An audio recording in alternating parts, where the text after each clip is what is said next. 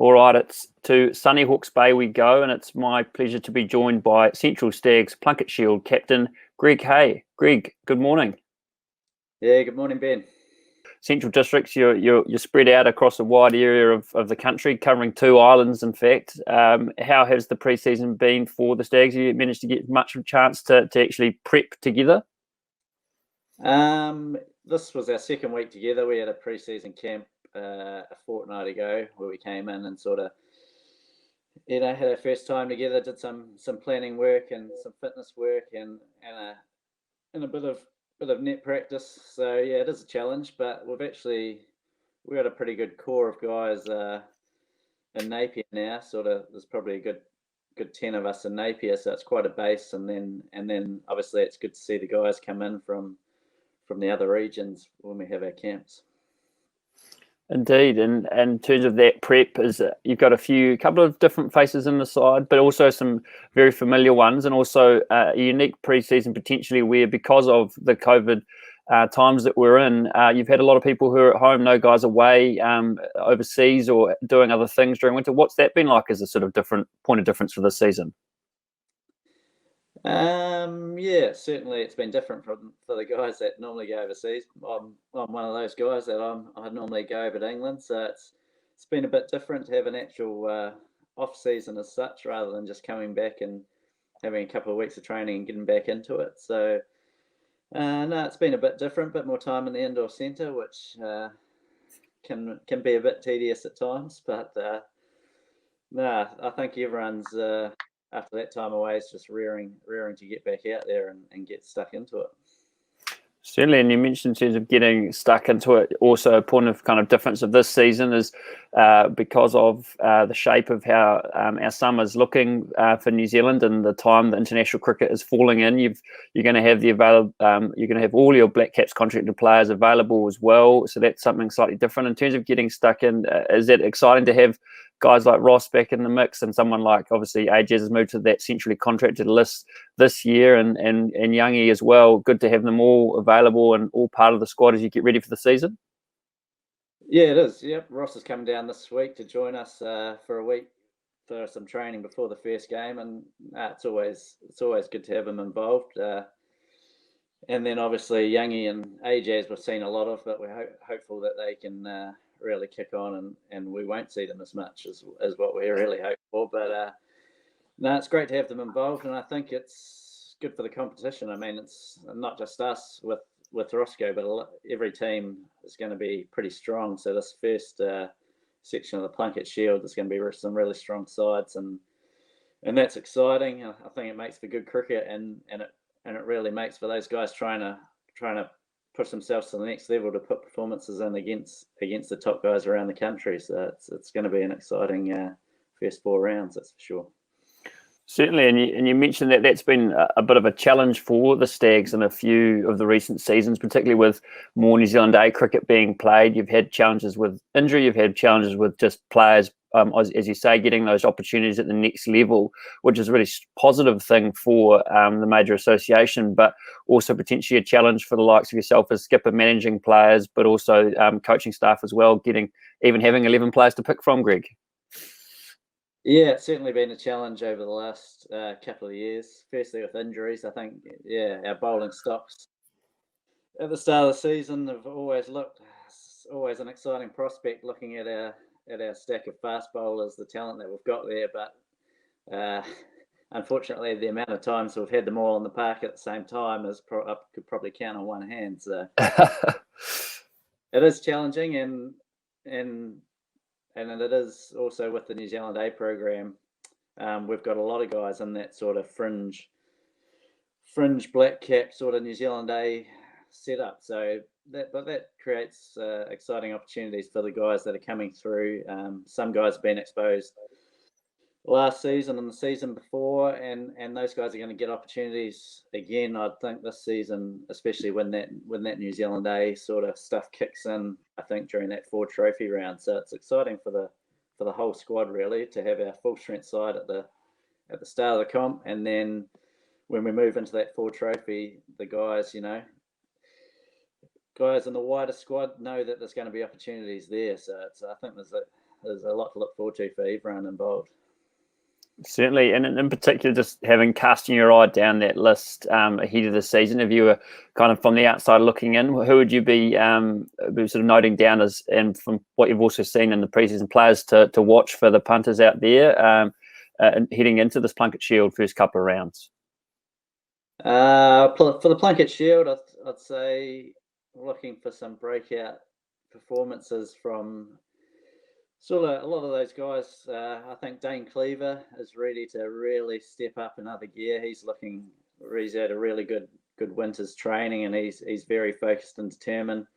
And a guy like Will Young that's was right there, and then sort of had to have shoulder surgery, so he pretty much missed most of last season. So he's been training hard, and he's just cannot wait to get out there and prove himself and put in some big performances. So those two would be key ones to look out for. And then at the other end of probably at the squad, the new guys that'll get opportunities. There's a couple of new guys on our contract list.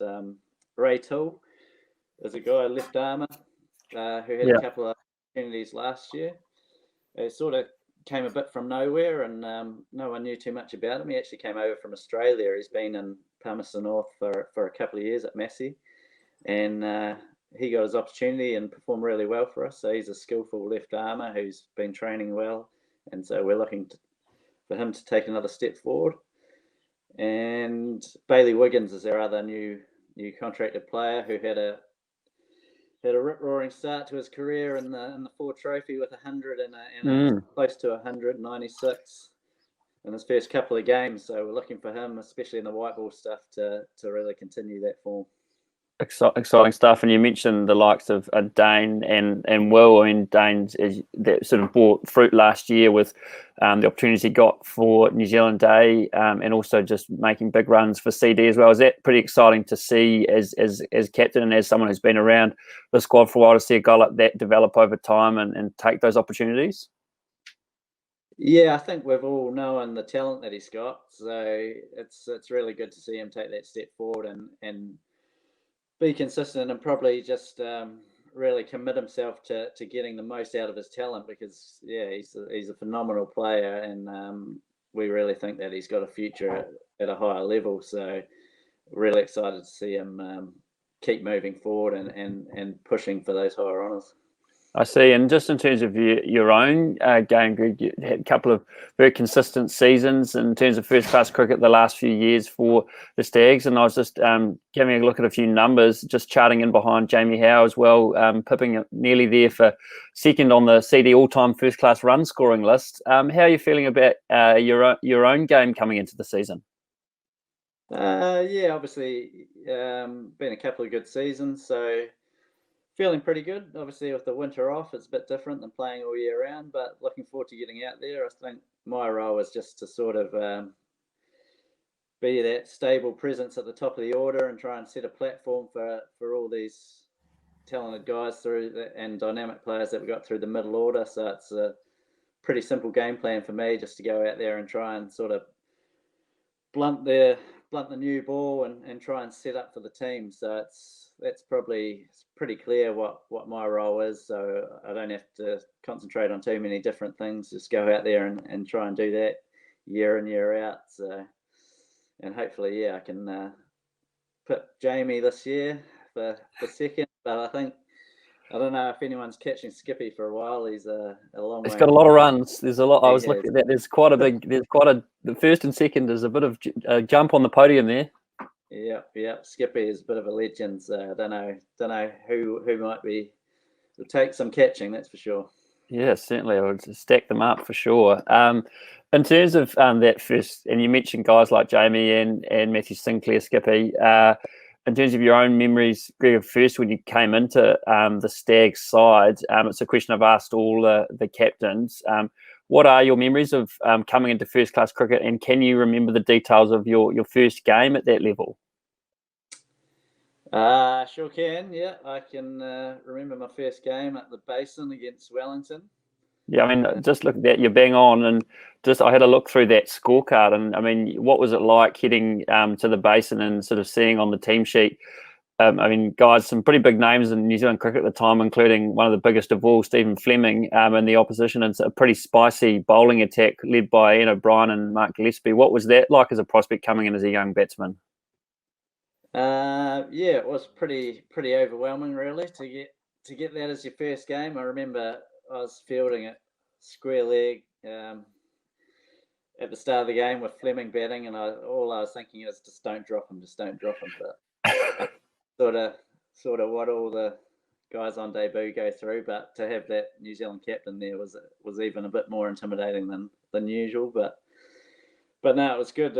Obviously, yeah, the guys you mentioned that we were playing with as well in our team, we had the guys like Jamie and Skip in the batting order, and Mike Mason and Lance Hamilton, got a lot of experienced players around. So it was it was, and being at the Basin as well. I mean, you couldn't ask for a better place to make your debut. So yeah, it was certainly a memorable week, that's for sure. Certainly, and just in terms of your own performance, you mentioned standing at square leg, feeling pretty nervous. But your first go in first class cricket with the bat, you managed to make 98 not out. So you must have found your feet at some stage though at the Basin. Yeah, yep, no, yeah, worked out all right. I still remember that. That's our high performance director Lance Hamilton was actually at the other end and nicked off when I was on 8 not out. So I certainly remind that at least a couple of times a season. So never let him forget that one. Just one to drop into the review at the end of the season. Yeah. In terms of from there, obviously that was back in 2006, and now leading the side. What personally to you, Greg, does playing first class cricket mean? And also you've now been lucky enough to be part of sides that have actually won the competition. I was speaking to Hamish Rutherford yesterday, and he was talking about how much first class cricket means to him. He hasn't been able to win the competition himself yet, but you've been lucky enough to actually get hold of that shield a couple of times now. What does that actually mean to you? Yeah, well, for me, it's the as a domestic cricketer, it's the pinnacle of domestic cricket. I think we all, when you're growing up or whatever, you talk about first class cricketers, or this guy's a first class cricketer, and people sort of tend to forget that that's first class cricket is actually the 4-day cricket, 1-day cricket. You're playing for the Stags or playing for the Aces or whoever.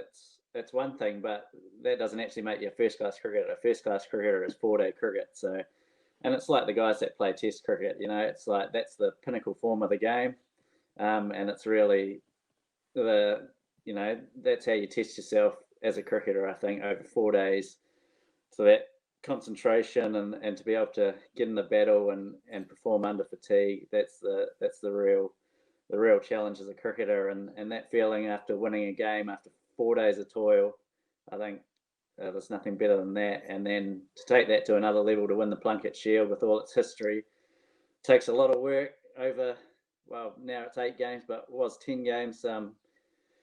4-day games is a lot of hard work, and especially for the bowlers that put their bodies through to come away with the results, pretty special, and you never forget that. It's still the ultimate in my eyes.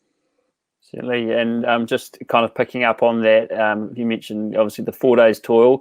In terms of venues to do that toil at, what is your favourite first class venue that you've been lucky enough to play at? I'd probably have to say the Basin, probably for that debut and just the history of New Zealand cricket there, and just a true quintessential cricket ground with the history.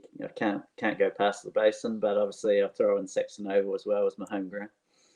Yeah, nice, and hopefully maybe some Hawke Cup return there maybe next year as well, and next season, sorry, as well. And then in terms of the follow-up question to that, the toughest bowler you've ever faced in your first class career?